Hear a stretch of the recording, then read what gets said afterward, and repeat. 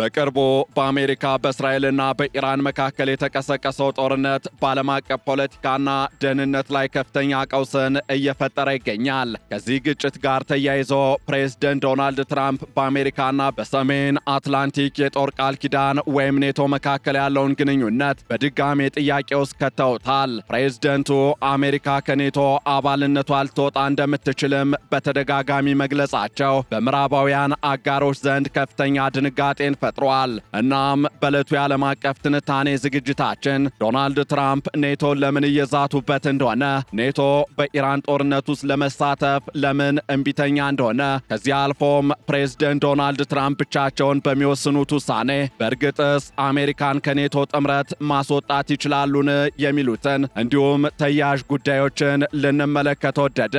ከዓለም አቀፍ የትንታኔ ዘገባ ዝግጅቱ ጋር ታሪኩ ጋሹ ነኝ።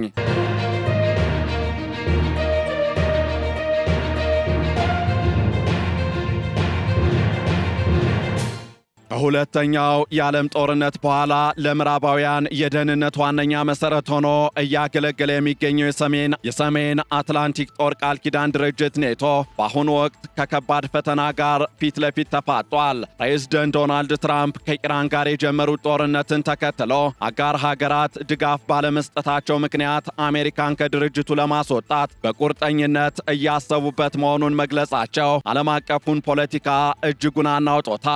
የፕሬዝደንት ዶናልድ ትራምፕና የኔቶ ውጥረትም የጀመረው ከኢራን ጦርነት ጋር ተያይዞ መሆኑ እየተገለጸ ይገኛል። ፕሬዝደንቱ የኔቶ አጋሮች በኢራን ጦርነት ወቅት ለአሜሪካ የሚጠበቅባቸውን ድጋፍ አልሰጡም በሚል ከፍተኛ ቅሬታ እንዳላቸውም በተደጋጋሚ እየገለጹ ነው። በተለይም እንደ አውሮፓውያኑ አቆጣጠር ፌብሩዋሪ 28 ቀን አሜሪካና እስራኤል በኢራን ላይ ጥቃት ከሰነዘሩ በኋላ ጦርነቱ ወደ መካከለኛው ምስራቅ ሲስፋፋ ኔቶ ከአሜሪካ ጎን አልቆመም የሚል እምነት አላቸው። ከዚህ ጋር በተያያዘም ፕሬዝደንት ዶናልድ ትራምፕ ከብሪታንያው ቴሌግራፍ ጋዜጣ ጋር ባደረጉት ቃለ ምልልስ ኔቶን የወረቀት ላይ ነብር ሲሉ ጠርተውታል። ፕሬዝደንቱ ሲናገሩም ኔቶ የወረቀት ላይ ነብር መሆኑን ሁልጊዜ ማውቅ ነበር፣ ፑቲንም ቢሆን ይህንን ያውቃል ብለዋል። ይህም ዶናልድ ትራምፕ ለጥምረቱ ያላቸውን ንቀት በግልጽ ያሳየ ድርጊት ተደርጎ ተወስዷል። ዶናልድ ትራምፕ በኢራን ጦርነት ምክንያት የአሜሪካን የኔቶ አባልነት በድጋሜ ለማየት ፍላጎት እንዳላቸው ሲገልጹ፣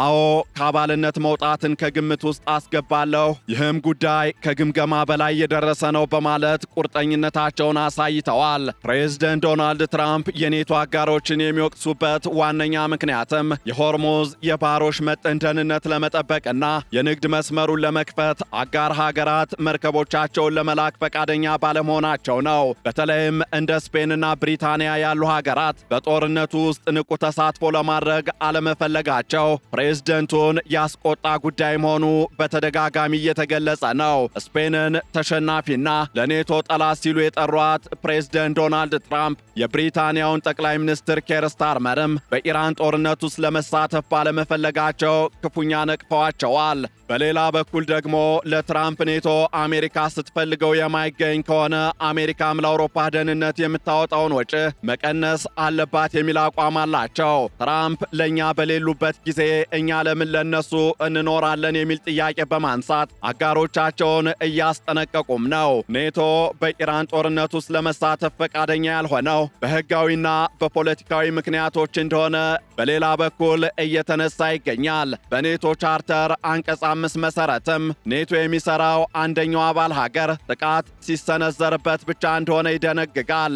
ነገር ግን የኢራን ጦርነት በአሜሪካና እስራኤል ቅድመ ጥቃት የተጀመረ እንጂ አሜሪካ ተወራ የመጣ ጦርነት አይደለም። የአውሮፓ ሀገራትም ይህ ጦርነት የምርጫ ጦርነት ብለው ስለሚያምኑ እንዲሁም አሜሪካ ጦርነቱን ከመጀመሯ በፊት አጋሮቿን ስላላማከረች አገራቱ በጦርነቱ ውስጥ ተሳታፊ ለመሆን አልፈለጉም። የብሪታንያው ጠቅላይ ሚኒስትር ኬር ስታርመር ይህ የኛ ጦርነት አይደለም፣ ወደዚህ ጦርነት አንጎተትም በማለት የብሪታንያን ብሔራዊ ጥቅም እንደሚያስቀድሙ በግልጽ ተናግረዋል። ይህ የአውሮፓ ሀገራት አቋምም ፕሬዝደንት ዶናልድ ትራምፕን ለብቻቸው እንደቀሩ እንዲሰማቸው አድርጓቸዋል። በሌላ በኩል ደግሞ በጣም ወሳኙ ጥያቄ ፕሬዝደንት ዶናልድ ትራምፕ አሜሪካን ከኔቶ ብቻቸውን ማስወጣት ይችላሉን የሚለው ጉዳይ ሆኖ ይነሳል። እንደ አሜሪካ ሕግ ከሆነ ይህ ቀላል ተግባር ተደርጎ የሚወሰድ አይደለም። እንደ አውሮፓውያኑ አቆጣጠር በ2023 በኮንግረሱ የጸደቀውና በ2024 የብሔራዊ መከላከያ ፈቃድ ሕግ ወይም ኤንዲኤኤ አካል የሆነው አዲስ ሕግ ፕሬዝደንቱ አሜሪካን ከኔቶ ለማስወጣት የሴኔቱን የ2/3 ድምፅ ወይም የኮንግረሱን የጋራ ውሳኔ እንዲያገኙ ያስገድዳል። የሚገርመው ግን ይህንን ሕግ ካረቀቁት መካከል አንዱ አሁን የትራምፕ የውጭ ጉዳይ ሚኒስትር የሆኑት ማርኮ ሩቢዮ መሆናቸው ነው። ሩቢዮ በወቅቱ የትኛውም የአሜሪካ ፕሬዝደንት ያለ ሴኔቱ ፈቃድ ከኔቶ መውጣት መቻል የለበትም በማለት ሕጉን ደግፈው እንደነበርም ይገለጻል። አሁን ግን ማርኮ ሩቢዮ የውጭ ጉዳይ ሚኒስትር እንደመሆናቸው አሜሪካ ከጦርነቱ በኋላ ከኔቶ ጋር ያላትን ግንኙነት በድጋሜ መመርመር እንዳለባት እየተናገሩ ይገኛሉ። ሩቢዮ ይህ ግንኙነት አሁንም ጥቅማችንን እያስጠበቀ ነውን? ወይስ አሜሪካ አውሮፓን የምትጠብቅበትን ነገር ግን አጋሮቻችን ሲፈለጉ የጦር ካምፖቻቸውንና የበረራ ፈቃድ የሚከለክሉበት የአንድ ወገን መንገድ ሆኗል? በማለት ጥያቄ አንስተዋል። ምንም እንኳን ሕጉ ቢኖርም ዶናልድ ትራምፕ ግን ሕጉን ለመተላለፍ የሚችሉባቸው ሌሎች አማራጮች እንዳሉ የሕግ ባለሙያዎች እየገለጹ ይገኛሉ። ፕሬዝደንቱ የጦር ኃይሎች ጠቅላይ አዛዥነታቸውንና በውጭ ጉዳይ ላይ ያላቸውን ብቸኛ ስልጣን በመጠቀም ሕጉን ሕገ መንግስታዊ አይደለም ብለው ሊከራከሩ ይችላሉ። ከዚህ ጋር በተያያዘም የቺካጎ ዩኒቨርሲቲ ፕሮፌሰር የሆኑት ከርቲስ ብራድሌይ እንደሚሉት ትራምፕ ያለ ኮንግረሱ ፈቃድ ለመውጣት ቢሞክሩ ጉዳዩ ወደ ፍርድ ቤት ሊያመራ ይችላል። ነገር ግን ፕሬዝደንት ዶናልድ ትራምፕ ጥምረቱን በሕጋዊ መንገድ ሳይለቁ በተግባር እንዲፈርስ የማድረግ ስልጣን አላቸው። ለአብነትም የአሜሪካን ጦር ከአውሮፓ ማስወጣት፣ አሜሪካውያን መኮንኖችን ከኔቶ አዛዥነታቸው መዋቅር ማውጣትና አንቀጽ 5ን ወይም የጋራ መከላከያን አንተገብርም ብለው በይፋ መናገር ይችላሉ። በሌላ በኩል ደግሞ ሴናተር ቶም ቲሊስ እንደተናገሩት ፕሬዝደንቱ ኔቶን በሕጋዊ መንገድ ባይተውትም አካሄዱን በመመረዝ ግን በተግባር እንዳይሰራ ሊያደርጉት ይችላሉ።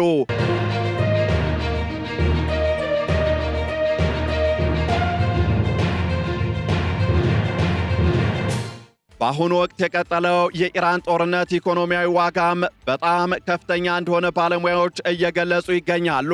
የሆርሙዝ የባህር ወሽመጥ መዘጋት በዓለም አቀፍ የነዳጅ ዋጋ ላይ ከፍተኛ ጭማሬን አስከትሏል። ይህ የነዳጅ ዋጋ ጭማሬ በአሜሪካ ውስጥ የዋጋ ግሽበትን በመፍጠር በዶናልድ ትራምፕ ላይ የሀገር ውስጥ ፖለቲካዊ ጫናን እያሳደረ ይገኛል። ዶናልድ ትራምፕ ጦርነቱን የጀመሩት የኢራንን የኒውክሌር መርሃ ግብር ለማስቆምና በቀጠናው ያላትን ተጽዕኖ ለመቀነስ ቢሆንም እስካሁን የጦርነቱ ግቦች ሙሉ በሙሉ ተሳክተዋል ማለት ግን አይቻልም። ይልቁንም ጦርነቱ ወደ ረዥምና ደም አፋሳሽ ግጭትነት እየተቀየረ መምጣቱ ዶናልድ ትራምፕ በአጋሮቻቸው ላይ ያላቸው ቁጣ እንዲጨምር አድርጓል።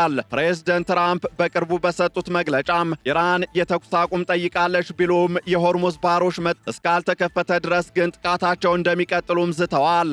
በሌላ በኩል ደግሞ የኢራን የውጭ ጉዳይ ሚኒስቴር ግን የትራምፕን የተኩስ አቁም ጥያቄ መሰረተ ቢስ ሲል አጣጥሎታል።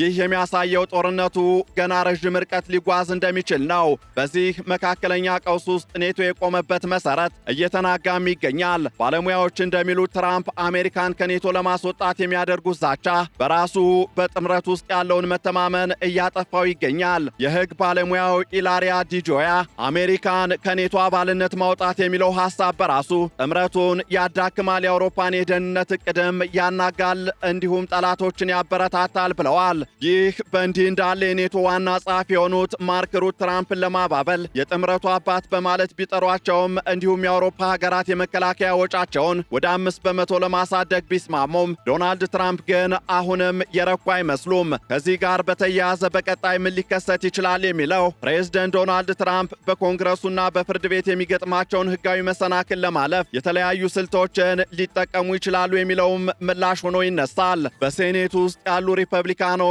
የበላይነት ቢኖራቸውም እንደ ሴናተር ማርክ ዋርነር ያሉ ዲሞክራቶች ፕሬዝደንት ዶናልድ ትራምፕ ከኔቶ ለመውጣት የሚያደርጉትን ጥረት አደገኛና በጠላቶቻችን እጅ መጫወት ሲሉ እየተቃወሙት ነው።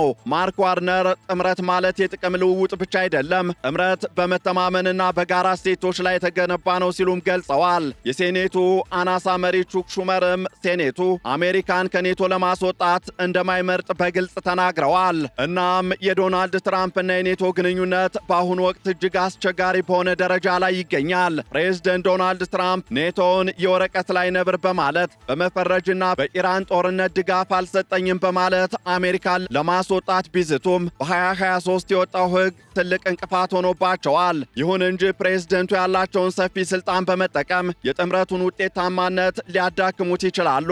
የማርኮ ሩቢዮ ሚናም በዚህ ሂደት ውስጥ እጅግ ወሳኝ መሆኑ እየተገለጸ ይገኛል። በአንድ ወቅት የጥምረቱን ቀጣይነት ለማረጋገጥ ሕግ ያረቀቁት ሩቢዮ አሁን ደግሞ ግንኙነቱን በድጋሚ ለመመርመር መነሳታቸው የአሜሪካ የውጭ ጉዳይ ፖሊሲ ወዴት እያመራ እንደሆነ ያሳያል። የኢራን ጦርነት በቶሎ የማይቆም ከሆነ እንዲሁም በትራምፕ ላይ ያለው የሀገር ውስጥ ጫና እየበረታ ከሄደ የኔቶ ጣፈንታ በአሜሪካው ፕሬዝደንት ውሳኔና በሕጋዊ ክርክሮች መካከል ይወድቃል ማለት ነው። የአሜሪካ ከኔቶ መውጣት ከሁለተኛው የዓለም ጦርነት በኋላ የተገነባውን የዓለም የደህንነት መዋቅር የሚንድ የፖለቲካ ንዝረት መሆኑም ግልጽ ነው። የኔቶ አጋሮች በአሁኑ ወቅት ቀዝቃዛ አእምሮ ወይም ኮልድ ማይንድ ሊኖራቸው እንደሚገባ የፖላንድ የመከላከያ ሚኒስትር ውላዲስላው ኮሶኒያክ ካሚስ ተናግረዋል። ያለ አሜሪካ ኔቶ የለም፣ ያለ አጋሮች ደግሞ ጠንካራ አሜሪካ የለችም ያሉት ሚኒስትሩ ግንኙነቱ የሁለትዮሽ መሆኑን አስታውሰዋል። ሆኖም ዶናልድ ትራምፕ ለዚህ አይነት ዲፕሎማሲያዊ ንግግር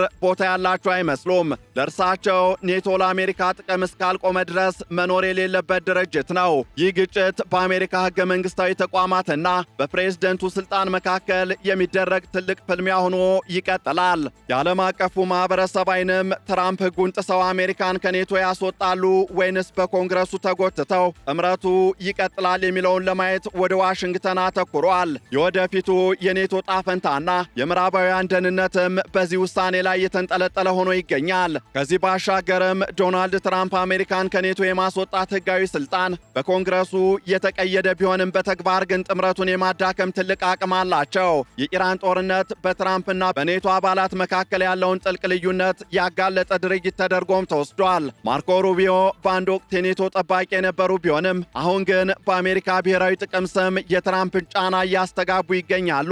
የወደፊቱ የኔቶ ጣፈንታም በትራምፕ የፍርድ ቤት ፍልሚያ ወይም በኮንግረሱ የፖለቲካ ፍላጎት ላይ ብቻ ሳይሆን አውሮፓውያን ለአሜሪካ ወታደራዊ ፍላጎት በሚሰጡት ምላሽ ላይ ይወሰናል። ፕሬዝደንት ዶናልድ ትራምፕም አሜሪካን በይፋ ባያስወጡ እንኳን አሜሪካ ለኔቶ የምትሰጠው ዋስትና መላላቱ ለሩሲያው ቭላዲሚር ፑቲን ትልቅ የፖለቲካ ድል እንደሚሆን ይገመታል። የኔቶ ጥምረት መጻኢ ዕድል ፈንታም በአሁኑ ወቅት በዋይት ሃውስ በሚወሰኑ ግትር ውሳኔዎችና በአውሮፓ የደህንነት ስጋቶች መካከል ባለው ሽኩቻ ላይ የተንጠለጠለ ሆኗል። ይህንን ዓለም አቀፍ ትንታኔ ስናዘጋጅ ሲኤንኤን፣ ሮይተርስ፣ ቢቢሲ እንዲሁም ኤፒ ኒውስን በዋቢነት ተጠቅመናል።